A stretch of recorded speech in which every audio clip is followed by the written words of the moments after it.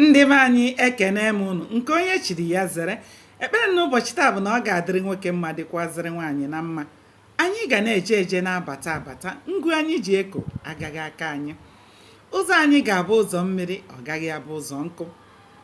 Aka m bụkwa nwanne unu nwaanyị Oriakụ Uju Anyanwụ, onye nkụzi Igbo n'iru akwụkwọ abụmụta asụsụ Igbo. Biko ọ bụrụ na ị naghị esonyere m, gbanị ya na-esonyere m, ọ bụkwanụ mmadụ ka eji aka.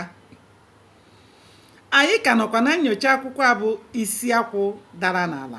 Chetakwana ebe anyị kwụsịrị bụ oge Chike si n'ụlọ nga ebe nna Azụka nọ wee na-abata, wee hụ ụgbọala kwụdebere ụgbọala nke ya. O wee na-eche onye nwe ụgbọala ka ọ na-etinyezi isi n'ụlọ, nekwa nwanne ya nwoke bụ Okechukwu ka o si n'ime ụlọ na-apụta.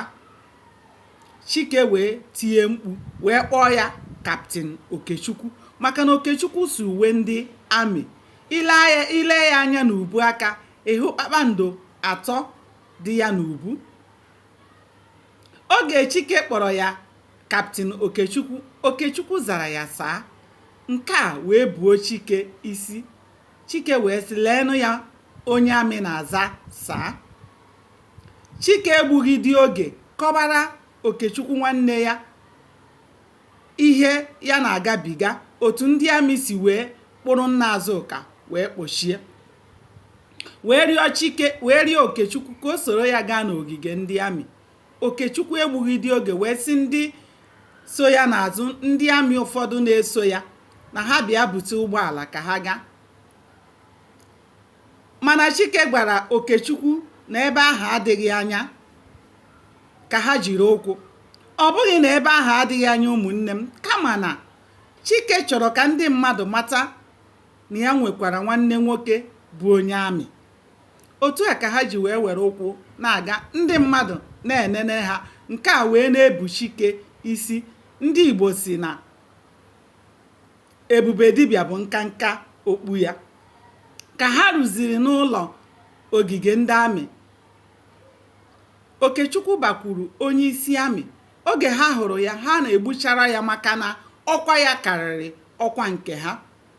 Okechukwu wee jụọ ihe mere eji kpụrụ nna Azụka. Ha kọwara ya, o mesịa gwa ha ka ha kpọpụta ya.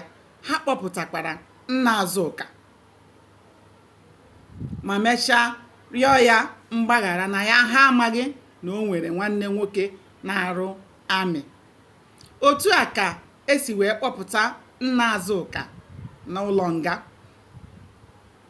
Oge a kpọpụtachaziri nna Azụka, onye isi amị ahụ bunyere Okechukwu na ndị ya na ya so mmanya. Ha niile ma nna Azụka ṅụọ mmanya. Ka ha ṅụchaziri mmanya na-achọzi ịla, onye isi amị ahụ kpọrọ ndị na-eso ya n'azụ, ha bịa buru ụgbọala bịa bulaa Kaptin Okechukwu na ụmụnne ya.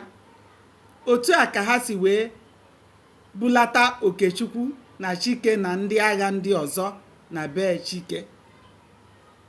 Nke a wee bụrụ ihe aṅụrị na ihe obi aṅụrị wee nyere Chike.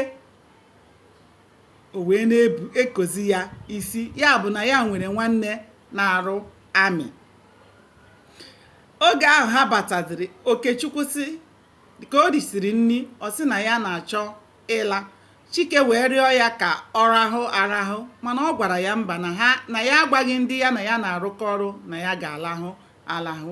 Ndị be anyị, unu ahụlanụ ka nwanne Chike nọ n'amị si wee zọpụta nna Azụka.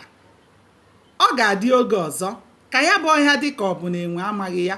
Ụbọchị ọzọ ka anyị bido ebe anyị kwụsịrị. Ndewonu, ka o mesịa.